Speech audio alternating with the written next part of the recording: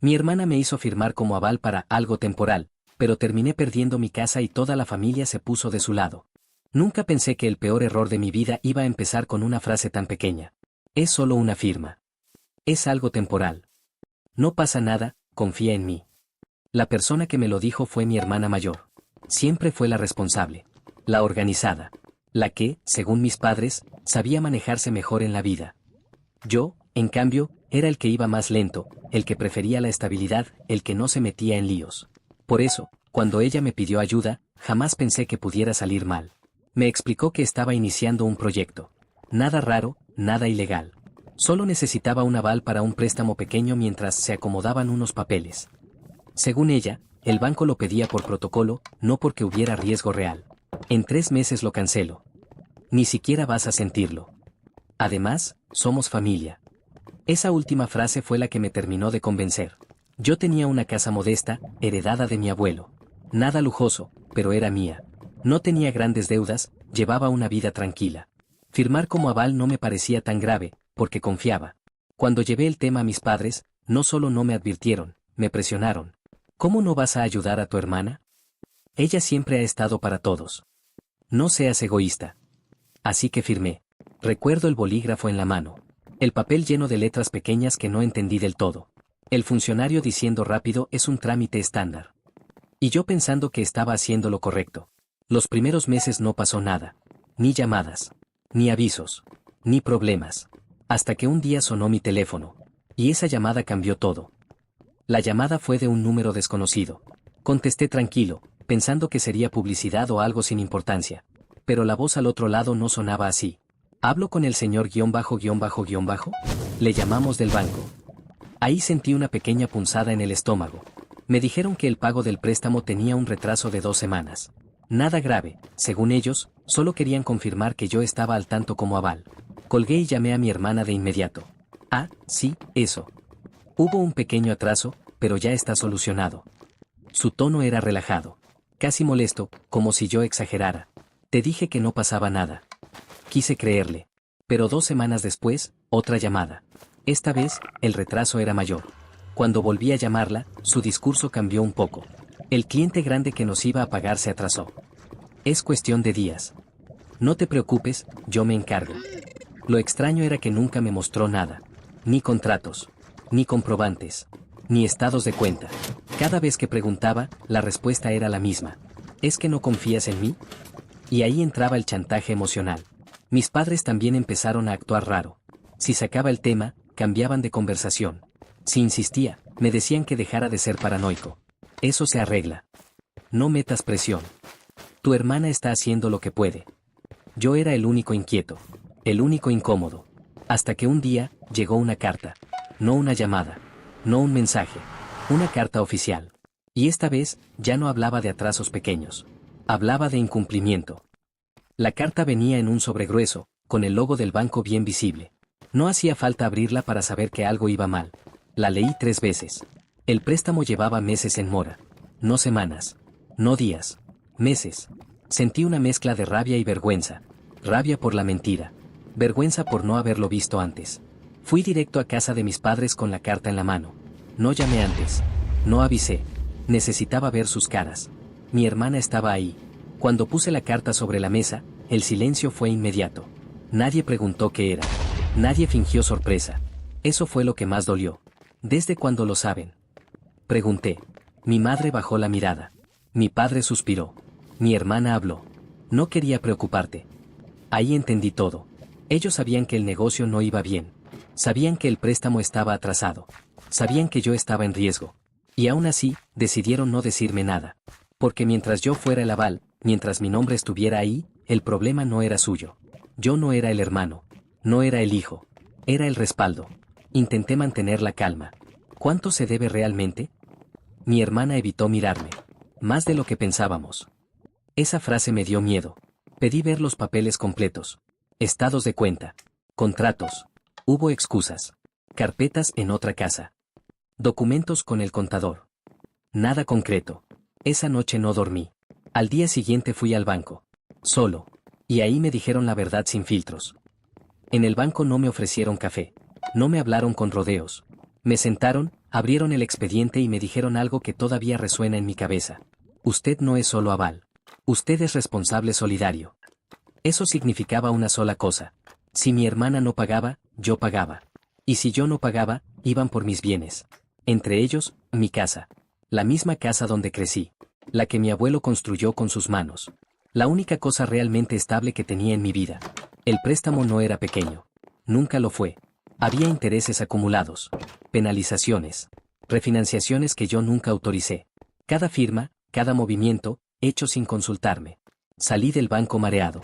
Llamé a mi hermana desde el estacionamiento. Mi casa está en juego. Su respuesta fue fría. No exageres. Eso es lo que dicen siempre. No van a quitártela. Ahí se rompió algo dentro de mí. Ya no era ingenuidad. Era negación. Fui a casa y empecé a revisar todo. Contratos antiguos. Copias. Correos. Descubrí algo peor. Ella había usado mi aval para pedir más dinero del que me dijo. Y mis padres habían firmado como testigos en al menos una ocasión. No fue un error. Fue una decisión. Cuando los confronté, la respuesta fue devastadora. Si te va bien, puedes aguantarlo. Eres el que tiene algo. Ella lo necesita más que tú. Ese día entendí mi lugar en la familia. Lo primero que hice fue intentar negociar. No grité. No amenacé. No pedí milagros. Les propuse algo simple a mis padres y a mi hermana. Vender parte del negocio, vender un carro, asumir cada uno una parte de la deuda. Algo que mostrara que no estaba solo. La respuesta fue un muro. Mi hermana lloró. Mis padres se pusieron del lado de ella. Está bajo mucha presión. No la puedes hundir más. Tú siempre has sido más fuerte. Ese tú puedes con esto fue la frase que más me marcó. Porque no era confianza. Era descarga. Ellos no querían solucionar el problema. Querían que yo lo absorbiera. Fui al banco a pedir opciones. Refinanciación. Plazos. Algo. Me ofrecieron una salida. Si empezaba a pagar yo, podía frenar el proceso legal. Eso significaba sacrificar mis ahorros, mis planes y mi tranquilidad, para cubrir un error que no fue mío. Cuando se los dije, nadie dijo gracias. Nadie dijo lo sentimos. Solo dijeron, es lo correcto. La familia es primero. Ahí entendí algo doloroso. Para ellos, la familia era primero, siempre que el costo no fuera suyo. Acepté pagar por unos meses. No porque quisiera, sino porque no estaba listo para perder mi casa. Pero algo dentro de mí cambió. Empecé a documentarlo todo. Guardar mensajes. Registrar fechas. Hablar con un abogado. Porque si algo salía mal, esta vez no me iba a quedar callado. Y, como era de esperarse, salió mal. Mientras yo hacía malabares para pagarle al banco, mi hermana seguía con su vida. Viajes necesarios para el negocio. Salidas. Compras que no cuadraban con alguien supuestamente arruinado. Un día, por pura casualidad, me encontré con un conocido suyo. Hablando sin cuidado, me soltó una frase que me dejó helado. Qué bueno que tu hermana consiguió otro préstamo. Sentí que el suelo se me movía. La llamé de inmediato. ¿Qué préstamo? Silencio. Después vino la mentira mal armada. No es nada importante. No tiene que ver contigo. No estás involucrado. Pero yo ya sabía. Fui al banco. Esta vez con un abogado. Y ahí me confirmaron lo impensable. Mi hermana había intentado volver a usarme como aval, usando documentos antiguos y firmas escaneadas. No lo logró por poco. Ese fue el punto de quiebre. Cuando la enfrenté delante de mis padres, no negó nada. ¿Y qué querías que hiciera? No podía quedarme sin opciones. Tú tienes una casa. Mis padres no me defendieron. Solo dijeron, ya basta, no hagan esto más grande. En ese momento entendí algo con total claridad. Si yo no me salvaba solo, nadie lo iba a hacer por mí. Tomé una decisión que sabía que me iba a costar caro emocionalmente, pero que me iba a salvar la vida. Con el abogado, hice lo único que podía hacer para protegerme. Dejé constancia legal de que no asumiría más deudas, cancelé cualquier poder implícito y notifiqué al banco que toda comunicación debía pasar por mí. También dejé de pagar. No por venganza. Por supervivencia. Avisé a mi familia con tiempo. Les expliqué exactamente qué iba a pasar si nadie más respondía. No quisieron escuchar. Cuando el banco inició el proceso legal formal, la reacción fue inmediata, pero no contra mi hermana. Fue contra mí. Me llamaron egoísta, traidor, desagradecido. Vas a destruir a tu propia hermana. ¿Cómo puedes dormir tranquilo? Después de todo lo que hicimos por ti. Yo no levanté la voz ni una vez. Solo repetía. No fue mi deuda. No fue mi decisión. No fue mi responsabilidad. Eso los enfurecía más. En reuniones familiares dejaron de invitarme. Me enteré por terceros de que decían que yo me había vuelto frío y que el dinero me cambió. La ironía era brutal. El banco siguió su curso. Embargaron cuentas del negocio. El proyecto colapsó oficialmente. Mi casa entró en proceso de revisión, pero gracias a los documentos y a las irregularidades detectadas, el abogado logró frenar el embargo temporalmente. No estaba a salvo aún, pero ya no estaba solo ni ciego. Y entonces pasó algo que nadie esperaba. El problema de las mentiras es que funcionan hasta que hay demasiadas. El abogado pidió algo clave, una auditoría básica del préstamo y del negocio. Nada sofisticado, solo seguir el rastro del dinero. Y ahí todo se desarmó. Pagos que no fueron al negocio. Transferencias a cuentas personales. Gastos que no tenían nada que ver con invertir. El banco empezó a hacer preguntas incómodas.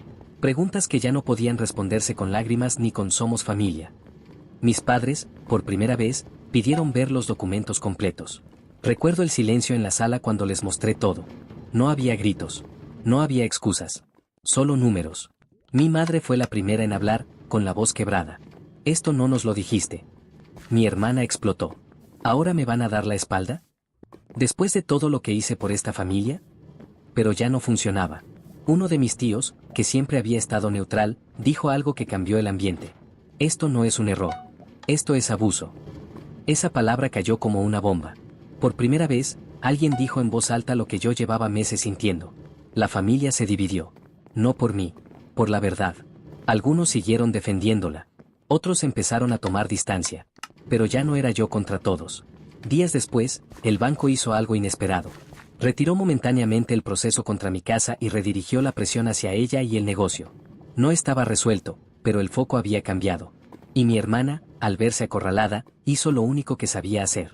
Me culpó públicamente. Cuando mi hermana vio que ya no podía esconder los números, cambió de estrategia. Si no podía salvar el negocio, iba a salvar su imagen. Empezó a decirle a todos que yo la había abandonado, que yo sabía en lo que me metía, que había prometido ayudarla hasta el final, y luego me eché atrás. Incluso llegó a decir que yo la había presionado para pedir el préstamo. La diferencia esta vez fue simple. Yo tenía pruebas, mensajes, fechas, documentos firmados sin mi consentimiento, correos donde yo pedía información y me la negaban. No salí a desmentirla públicamente. No hice publicaciones. No entré en discusiones. Cuando alguien me preguntaba, mostraba los papeles. Nada más. Y eso fue suficiente. Porque una cosa es una historia emocional. Y otra muy distinta son los hechos. El banco avanzó contra ella. El negocio quedó oficialmente liquidado. Las deudas no desaparecieron, solo cambiaron de nombre. Mi casa, después de meses de tensión, quedó fuera del proceso. No por suerte, sino porque legalmente no podían quitármela sin probar responsabilidades que no existían. Cuando todo terminó, mi hermana dejó de hablarme. Mis padres tardaron más, pero eventualmente entendieron que habían cometido un error grave. Nunca hubo una disculpa clara. Solo silencios incómodos y frases como: «Todo se salió de control». Hoy sigo viviendo en la misma casa. Más cuidadoso. Más firme. Perdí una relación con mi hermana como la conocía. Pero gané algo que nunca había tenido: límites. Y si algo aprendí de todo esto, es esto. No todo el que dice familia actúa como tal. Y ayudar no significa sacrificar tu vida para que otros eviten enfrentar sus consecuencias.